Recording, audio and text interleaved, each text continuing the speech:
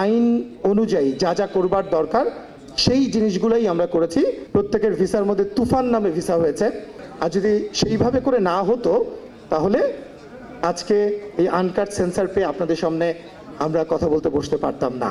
আমি বারবার ক্ল্যারিফাই করার চেষ্টা করেছি এটা বাংলাদেশি সিনেমা, কোনোদিন আমরা বলিনি যে এটা যৌথ প্রযোজনার সিনেমা, এবং আপনারা কোথাও দেখাতে পারবেন না যে আমরা বলেছি যৌথ প্রযোজনার সিনেমা। দেখেন একটা বিষয় কি, এখন তো সোশ্যাল মিডিয়াতে আসলে আপনিও একটা কথা বলে দিতে পারেন, আমিও একটা কথা বলে দিতে পারি, ওপেন প্ল্যাটফর্ম, যে কেউই বলতে পারে, কিন্তু অফিসিয়ালি আমরা কি বললাম সেটা হচ্ছে ইম্পর্টেন্ট। একটা সিনেমা যখন তৈরি হয় এক একটা ধাপে ধাপে তৈরি হয়, কিন্তু একটা সিনেমা, তো সেই সিনেমায় প্রতিটা ধাপে ওই যে লজ অফ দ্য ল্যান্ড বলে একটা কথা আছে, যে আমার দেশের কি আইন, সেই আইন অনুযায়ী প্রতিটা স্টেপ কিন্তু আমাদের এগোতে হয়েছে। তো এটা এমন ঘটনা না যে হুট করে এটা যৌথ প্রযোজনা সিনেমা ছিল আর আজকে আমি ওয়ান ফাইন মর্নিং বলছি যে এটা বাংলাদেশের সিনেমা। এটা কিন্তু পসিবল না। কেন পসিবল না? কারণ আমরা যখন শুটিং শুরু করি আমরা প্রতিটা স্টেপে আমাদের পারমিশন নিতে হয়েছে। যদি যৌথ প্রযোজনা সিনেমাই হতো এটা, তাহলে তথ্য মন্ত্রণালয় থেকে আমাদের ইন্ডিয়া যাওয়ার জন্য পারমিশন লাগতো না। ইন্ডিয়া আমরা কেন গিয়েছি? লোকেশনের প্রয়োজনে। আপনারা দেখেছেন অতীতে যত সিনেমা হয়েছে প্রত্যেকটা সিনেমাতে আমরা দেখেছি যে কোনো একটা গানের শুটিং হয়তো বিদেশে হয়েছে, কোনো একটা শুটিং হয়তো আমেরিকাতে হয়েছে, ইন্ডিয়াতে হয়েছে। তো ওই সিনেমাগুলোর কি পারমিশন কিভাবে নিয়েছে সেটা আমি বলতে পারবো না, বিকজ সেটার সঙ্গে আমি সংশ্লিষ্ট না। কিন্তু আপনাদেরকে আমি হলফ করে বলতে পারি যে আমাদের এই সিনেমায় প্রতিটা স্টেপে প্রতিটা জায়গায় আমরা in terms of taking permission এবং আইন অনুযায়ী যা যা করবার দরকার সেই জিনিসগুলোই আমরা করেছি। যে কারণেই কিন্তু আমরা প্রথমে তথ্য মন্ত্রণালয়ের পারমিশন নিয়ে আমরা বিদেশি শুটিংয়ের জন্য, এবং এমনকি কারা কারা শুটিংয়ে যাবে প্রত্যেকটা নাম আমরা সেখানে তথ্য মন্ত্রণালয় আমাদেরকে পারমিশন দিয়েছে।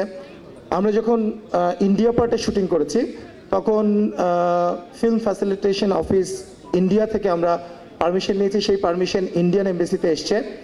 ইন্ডিয়ান এমবেসি যারা গিয়েছেন, এখানে রাকাত ভাই থেকে শুরু করে এখানে যে আর্টিস্টরা আছে সবাই জানে, প্রত্যেকের ভিসার মধ্যে তুফান নামে ভিসা হয়েছে। শুধু তাই না, আমরা ইন্ডিয়া পার্টে যে শ্যুট করেছি সেখানে যে আর্টিস্টরা কাজ করেছে, স্বয়ং একজন বসে আছেন আমাদের মিমি চক্রবর্তী। মিমি চক্রবর্তী ছাড়াও আরও 5-6 জন আর্টিস্ট এবং যে ব্যাকগ্রাউন্ড আর্টিস্টরা কাজ করেছে প্রত্যেকের পারমিশন আলাদা করে নেওয়া হয়েছে, এবং সেটা ন্যাশনাল বোর্ড অফ রেভিনিউতে গিয়েছে। সেই পারমিশন নিয়ে এফডিসি, আপনারা জানেন যে এটা একটা লম্বা একটা প্রসেস। এটা কিন্তু ওয়ান ফাইন মর্নিং আমি বলতে পারবো না যে না এটা বাংলাদেশের সিনেমা অথবা এটা যৌথ প্রযোজনার সিনেমা। সো আমরা প্রথম দিন থেকে আমরা ক্ল্যারিফাই করার চেষ্টা করেছি this is purely Bangladeshi film, এবং সেখানে যদি আমাদের লোকেশনের প্রয়োজনে বিদেশ যেতে হয় সো যে কোনো ধরনের পারমিশন, যে কোনো ধরনের আমাদের আইন মেনে যা যা করা দরকার আমি আপনাদেরকে অ্যাসিওর করছি সেগুলো নেওয়া হয়েছে। আর যদি সেইভাবে করে না হতো তাহলে আজকে এই আনকাট সেন্সার পেয়ে আপনাদের সামনে আমরা কথা বলতে বসতে পারতাম না। একমাত্র ওয়ালটন এসি দিচ্ছে 1 বছরের রিপ্লেসমেন্ট গ্যারান্টি এবং কম্প্রেসারের 10 বছরের গ্যারান্টি। আপনি তো বিনোদন সাংবাদিক, আপনি কিন্তু ইনভেস্টিগেটিভ জার্নালিজমও করতে পারতেন আমার কাছে মনে হয়। কারণ আমি জাস্ট একটু জানতে চাচ্ছি, 4 দিন পরে তো সিনেমাটা রিলিজ করছি আমরা, এবং সবাই একটা উৎসবের মধ্যে আছে। তো আমার মনে হয় সিনেমা নিয়ে আপনারা প্রশ্ন করতে পারেন। আমি তো কনসার্ন ডিপার্টমেন্ট যারা আছে এবং যে প্রশ্নগুলো আমি তো একবারে উত্তর দিয়ে দিয়েছি। আমার মনে হয় সিনেমা নিয়ে আর কোনো প্রশ্ন থাকলে আপনারা আপনি জাস্ট একটু উত্তরটা দিলে খুশি হতাম আর কি, যদি উত্তরটা দিতে চান আর কি। আর যদি না হয় ওকে, আমি একটু কথা বলি, আমি একটু ঢুকে পড়ি। সেটা হচ্ছে আমাদের আজকের উদ্দেশ্য এবং টোটাল যে কয়েক মাস ধরে কাজটা হচ্ছে, এটার উদ্দেশ্যটা কি? একটা ভালো আন্তর্জাতিক মানের সিনেমা বানানো। আমাদের দর্শকরা তাকিয়ে আছে কিন্তু আসলে সিনেমাটা দেখার জন্য, এবং সেটা দেখে তারা চমকিত হবেন এই আশা আমরা করি। এবং এটা আমি উপযাচকভাবে আমি এখানে কথাটা বলছি, এটার পারমিশন, এটা যৌথ প্রযোজনা কিনা, এরকম ব্যক্তিগত কিছু প্রশ্ন থাকলে পরে আমার মনে হয় শাকিল ভাইয়ের সঙ্গে আপনারা যোগাযোগ করে নিয়ে ওনার একটা পার্সোনাল একটা ইন্টারভিউর ব্যবস্থা করেন।